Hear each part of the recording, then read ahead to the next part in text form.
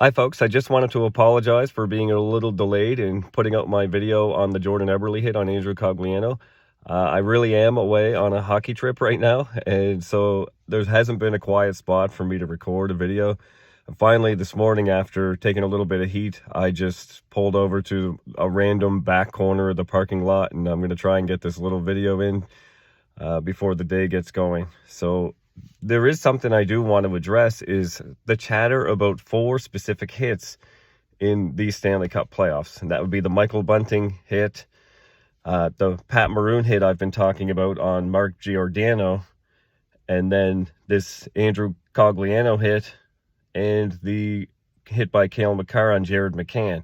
Those are kind of the 4 major incidents where I think people are having a bit of a breakdown in terms of they're just so extreme opinions, right? They're just such crucial events that people have such violent opinions on it. And I'm just amazed at how differently people see those hits.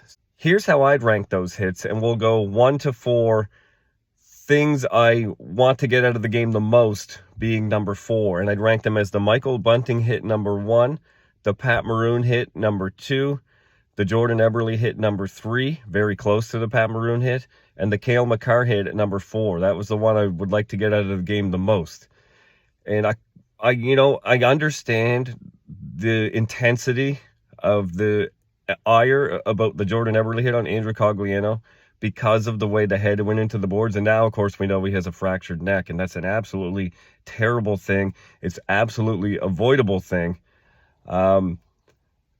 The Bunting play, I'll start with that. That's 2 players. They were going in the same direction, and then a loose puck scattered over to the corner, so they're both going to make that turn.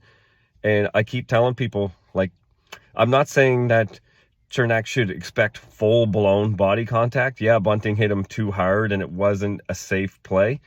But I would definitely have leaned out and pushed off before going to that corner. If I was Bunting, I'd want to get position and make sure I slowed that player down before I got to the corner. I just wanted to turn in and hit him the way he hit him. But ultimately, as far as a hockey purpose goes, there was the need, there was a reasonable expectation of contact there. It just shouldn't have been so explosive and sudden. So that's why I gave that one 3 games. It's a non-hockey play because he's not making a play for the puck, and he kind of took advantage of a player, but I don't think it was malicious. I don't think he did it on purpose. He wasn't targeting the head like some people say. He didn't show any signs of doing that. The signs were there of trying to push off and get position, and he did it just way too aggressively. And of course, it was a bad result. The Maroon hit, compared to this Jordan Eberle hit, the Maroon hit on Giordano, they take the exact same angle of approach. This is what I don't get. People thought Maroon's hit was clean, was shoulder to shoulder.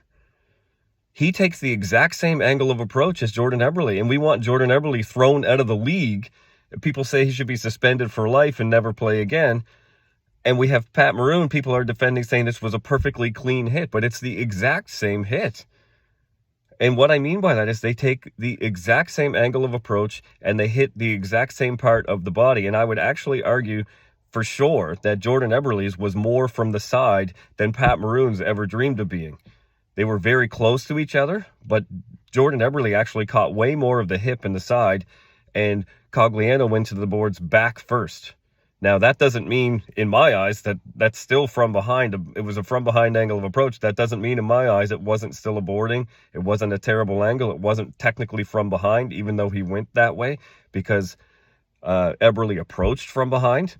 But those are all the reasons that people were giving Pat Maroon to let him off the hook. He hit him from the side. Giordano turned and opened himself up, and he caught it. They were trying to argue that was shoulder to shoulder, and it's simply not the case. These are both players being driven straight into the boards from behind based on a bad angle of approach. The only reason I put the Jordan Eberle hit as worse is because Cogliano was slightly off the boards a little more, so there was a more distance to travel to fly into the boards, and because his head was down and he was in such a vulnerable position that Eberle really should have seen that and backed off for sure. Like, that's the difference. If Giordano's head was even a touch lower down, he would have ended up in the same place as Cogliano. To me, that hit, even though the result was way different, was equally as potentially dangerous, other than distance from the boards and head down. But that has nothing to do with what the player delivering the check did. The player delivering the check did the same thing in both cases. It's just as dangerous and should be out of the game. And that's kind of where I'm coming from, is if we'd have suspended Pat Maroon, then maybe Jordan Eberle doesn't make this hit because he knows, oh, that's not the right place to hit. And my job isn't to, I don't see the job of the player safety department as just punishing hits after they happen. The whole point is injury prevention. And if we want to prevent broken necks, then we have to punish hits that have the potential for broken necks before they happen, just as much as the ones that actually end up with a broken neck. So we can't get super, super mad at someone because of the result when we let it go the day before by another player because there wasn't a bad result. That's the whole point of the tough call system. That's the whole point of being consistent and calling things appropriately in the moment, even though they look a little more innocent. Or you say, well, no harm, no foul. That's crap, because it leads to fouls. It leads to harm. It leads to plays like this.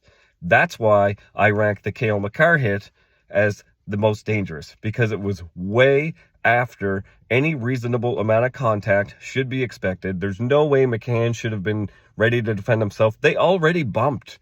They already came together and bumped each other off and then separated, and then Makar went back at him again.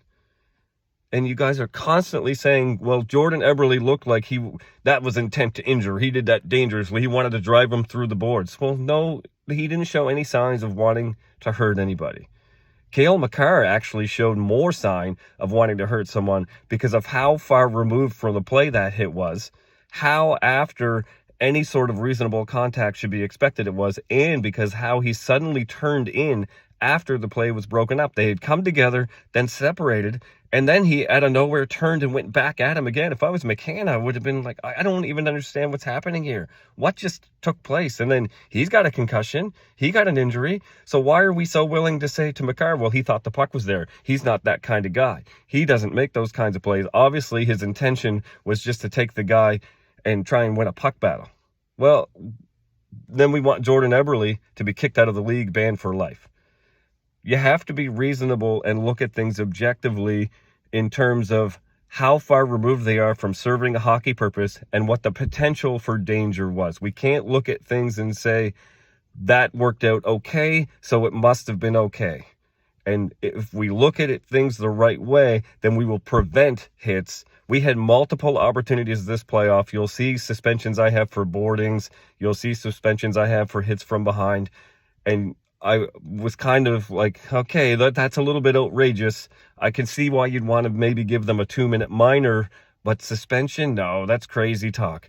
And then, lo and behold, the same hit happens with a terrible result, and now we're asking for a ban for life. You can't go from no suspensions at all to let's make an example of this player. Why can't we make an example of everybody, and then they'll stop doing it?